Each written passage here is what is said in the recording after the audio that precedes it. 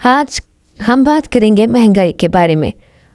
हम लोग महंगाई का रोना तो हर वक्त रोते रहते हैं, लेकिन हम लोग ना तो चीज़ें खरीदना बंद करते हैं। चीज़ें खरीदना बंद करने से मतलब है कि हम लोग गैर ज़रूरी चीज़ें भी खरीद लेते हैं। अस्सलाम वालेकुम। आज के इस व्लॉग में हम बात करेंगे अपनी गैर ज़रूरी चीज़ों के ख़रीदने पे और महंगाई का वावेला करने पे। मैं यहाँ तैयारी कर रही थी मार्केट जाने की, जैसा कि मैंने अभी महंगाई का जिक्र किया और साथ ही मैंने मार्केट जाने का जिक्र भी कर दिया। मैं यही बात करना चाह रही हूँ आप सबसे कि हम लोग गैर ज़रूरी चीज़ें बेतहाशा ख़रीदते हैं। मैं तो बहुत ज़्यादा ख़रीदती थी, अब आहिस्ता आहिस्ता मैंने अपनी ये आदत जो है ये ख़त्म की है, क्योंकि जब हम ज़रूरत के बगैर चीज़ ख़रीदते हैं उस वक्त हमें एहसास नहीं होता, हमें एहसास होता है बाद में। और ये अक्सर ख़वातीन की आदत होती है कि जब बाज़ार गई तो वहाँ जो भी चीज़ अच्छी लगी उसको ख़रीद लिया और सोचा कि ये मेरे काम आ जाएगी। हम लोग मार्केट जाने की तैयारी कर रहे थे और मैंने अपने बेटे से कहा कि ये जो प्लांट्स रखे हुए हैं इनको पानी दे दो, गर्मी काफ़ी हो रही है तो इनको अब जल्दी पानी देने की ज़रूरत पड़ जाती है। तो मैंने उससे कहा कि पहले इनको पानी दे लो और फिर हम लोग मार्केट का चक्कर लगाएंगे।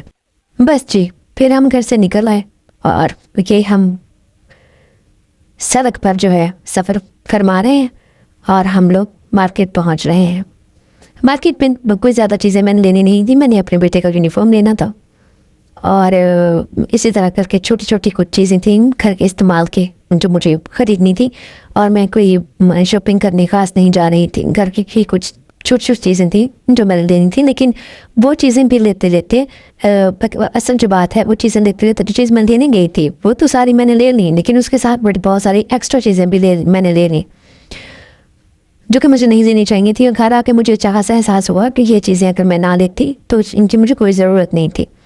मैंने कुछ जो हैंड एम्ब्रॉयडरी करनी थी मैंने, तो उन शर्ट्स के ऊपर मैंने ये छापा लगवाना था, तो ये छापे वाली दुकान थी। तो यहाँ पे मैंने उसको फ़ोन में दिखाया डिज़ाइन, मैंने कहा कि ये जो है इस तरह का छापा मैंने लगवाना है। तो बड़ा अच्छा भाई था, उसने मुझे कहा कि ये छापा ये बिल्कुल मेरे पास पड़ा है इसी तरह का, तो आप मुझे बता दें कि आपने ये जो है वो कहाँ कहाँ पर इसका जो है ट्रेस करवाना है। तो मैंने इसको बता दिया कि इस तरह गले पे लगा दो मुझे और इस तरह दामन पे भी जो है फिर छोटी छोटी बेल बना दो, बाजों पे बेल बना दो। तो ये बड़ा अच्छा उसका मुझे तरीका लगा, वो बड़े अच्छे तरीके से जो है वो उसको मेजरमेंट करके स्केल रख के तो उसको मेजरमेंट करके तो बड़े अच्छे तरीके से जो है वो मुझे लगा के ना ट्रेस दे रहा था। ये लगाने लिखवाने के बाद हमने वहाँ से धागा परचेज़ किया, फ्रेम परचेज़ करने लगे। तो मैं तो हैरान रह गई कि फ्रेम जो है उसकी कीमत ही इतनी ज़्यादा बढ़ गई हुई है कि बंदा कहे अल्लाह के बस तौबा। हर चीज़ की जो कीमत है वो ट्रिपल से भी ज़्यादा हो चुकी है।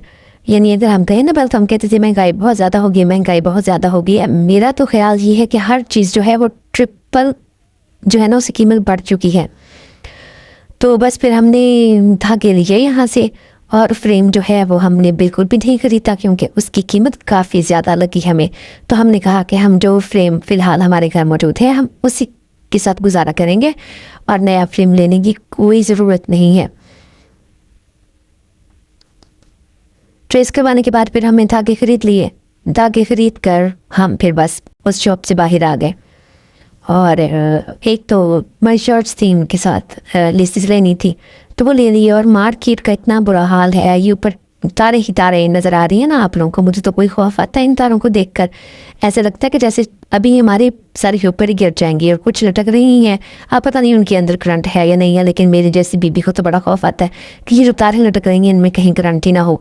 और तारों पर एक जाल बिछा हुआ है। मुझे समझ नहीं आती कि ये जब सड़कें ठीक कर दी, मार्केट्स को करवा दी, बाज़ार को करवा दिया आप लोगों ने, ये इनके थड़े शड़े आपने सारे पुट दिए, तो बड़ी मेहरबानी है आप लोगों की। आप लोग इन तारों का भी कुछ हिसाब किताब लगा लें, इनको भी देख लें इनका क्या करना है, कि इनको हमारे सरों के ऊपर ऐसे ही ये जो जाल बिछा हुआ है ऐसे बिछा रहने देना। खैर मार्केट्स काफ़ी खुली हो गई हैं पहले से। अब ये शॉपकीपर्स ने जो अपने बाइक्स बाहर खड़े कर शुरू कर दिए हैं, ये थोड़ा सा मसला ज़रूर है, लेकिन पहले की निस्बत तो बहुत ज़्यादा खुली हो गई हैं मार्केट्स। अब तो जब बाज़ार जाते हैं तो एहसास ही नहीं होता कि ये वही बाज़ार है जहाँ पे तिल धरने के लिए जगह नहीं होती थी।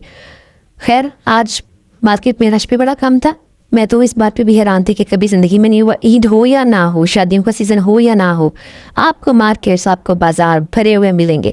لیکن آج میں نے دیکھا تو مارکیٹ میں رش کافی کم تھا. ایک وجہ یہ بھی ہے کھلا تھا لیکن رش بھی کم تھا. تو یا تو مہنگائی کی وجہ سے شاید لوگوں نے واقعی خریداری کرنا کم کر دی ہے، لیکن یہ میری خام خیالی ہے کیونکہ مہنگائی کی وجہ سے خریداری کبھی کم نہیں ہوئی. میں نے تو خیر کبھی نہیں دیکھی، شاید ہو بھی جاتی ہو. تو بس پھر کچھ چیزیں جو تھیں وہ ہم نے پرچیز کی. اس کے بعد مزید ایک ایمبرائڈری والے سے ہم نے دوپٹہ اٹھانا تھا، اس کی دکان پر گئے اور اس کی ہم نے میں ترلا کیا. اسے کہا کہ بھائی تمہاری بڑی مہربانی، ہم نے وہ جو دوپٹہ تمہیں دیا تھا ایک دفعہ کام ہونے، تو اگر وہ تم ہمیں واپس کہتا تو تمہاری بڑی مہربانی ہوگی. 4 مہینے ہو گئے ہمیں سوٹ مل گیا اور ہمیں دوپٹہ وہ جو ہے وہ کام کر کے دے نہیں رہا. یہ اصل میں ہمارا جو ہے فینسی سوٹ تھا اور یہ اسی کی دکان پہ اب ہم آئے ہوئے. یہ فینسی کپڑے جو ہے وہ بنا کے دیتا ہے، تو وہ ہمیں دوپٹہ جو ہے وہ بنا کے نہیں دے رہا. ہم نے اس کی کہا کہ تمہاری بڑی مہربانی ہے، ہمیں تم نا دوپٹہ ہی دے دو، بغیر کڑھائی کے دے دو. پھر یہ ہم ایک سیل میلے میں چلے گئے، تو یہاں سے بھی ہم نے کچھ چھوٹی چھوٹی چیزیں ہوتی ہیں گھر کی وہ لینی تھی.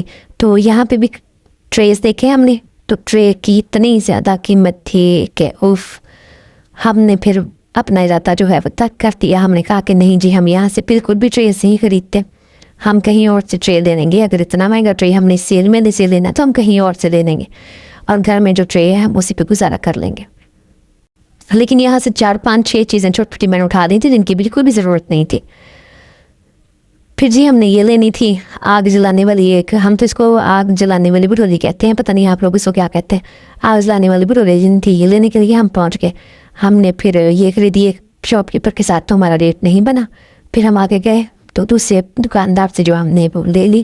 واپسی پہ ہم نے گنے کا ٹھنڈا ٹھار جوس پیا کیونکہ گرمی بہت زیادہ تھی.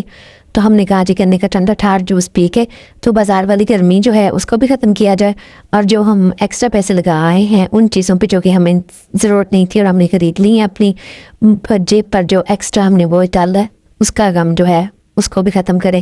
ٹھنڈا ٹھنڈا جوس پی کا. تو یہ گنے کا جوس بہت مزے کا تھا. اس نے اس میں لیمن نچوڑا ہوا تھا، ادرک ڈالا ہوا تھا اور کالا نمک ڈالا ہوا تھا، تو اس نے ہماری روح تک اٹھار دیا.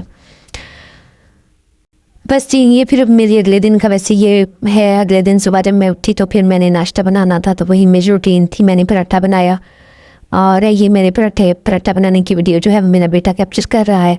تو یہ اسی کا میں پراٹھا بنا رہی تھی کیونکہ میں خود تو پراٹھا کھاتی نہیں، تو اس کے لیے میں پراٹھا بنا رہی تھی. تو وہ بڑے شوق سے جو ہے وہ کھڑا ہو کے میری ویڈیو بنا رہا تھا.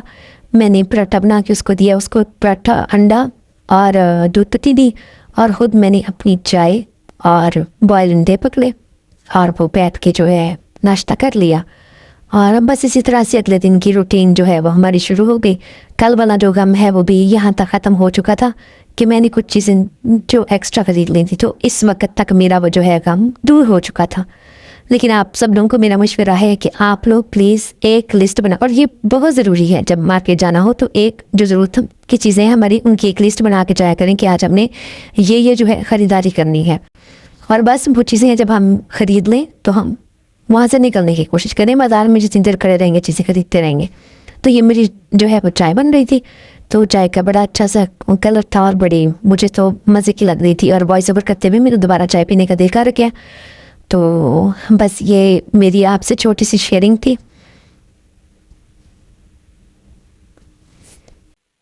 مجھے اچھا لگتا ہے آپ لوگوں کے ساتھ اپنی لائف کی چھوٹی چھوٹی چیزیں، چھوٹی چھوٹی باتیں شیئر کرنا. اور اگر آپ لوگوں کو میرے ولاگس پسند آئیں تو پلیز لائک کر دیا کریں، شیئر کر دیا کریں اور کمنٹ بھی کر دیا کریں. یہ ہم نے بھرے ہوئے کریلے بنائے تھے، تو یہ میں آپ لوگوں کو اس کی ویڈیو بھی دکھا رہی ہوں. تو اگلے ولاگ تک آپ مجھے اجازت دیجیے. اللہ حافظ.